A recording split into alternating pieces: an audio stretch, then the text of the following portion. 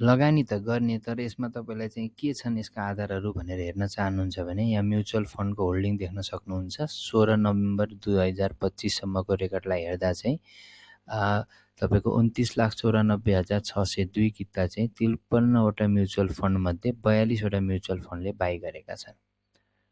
जस अन्तर्गत 2 महिना पहिला 1,55,548 किता खरिद भएको छ भने गएको महिना 1,81,657 किता, त्यस्तै गरी यो महिना चाहिँ 61,187 किता चाहिँ यिनीहरूले खरिद गरेका छन्। अब यो महिनाको कुरा गर्नुपर्दा चाहिँ 68,137 मध्ये 6,950 किता चाहिँ सेल गरेको पनि पाइएको छ। सबैभन्दा बढी होल्डिङ चाहिँ प्रभु सेलेक्ट फन्डको रहेको छ भने त्यस बाहेक एसएसआईएस सँग पनि राम्रो होल्डिङ चाहिँ छ। अब एसएसआईएस को कुरा गर्नुपर्दा यसले चाहिँ लगातार 3 महिनासम्म खरिद मात्र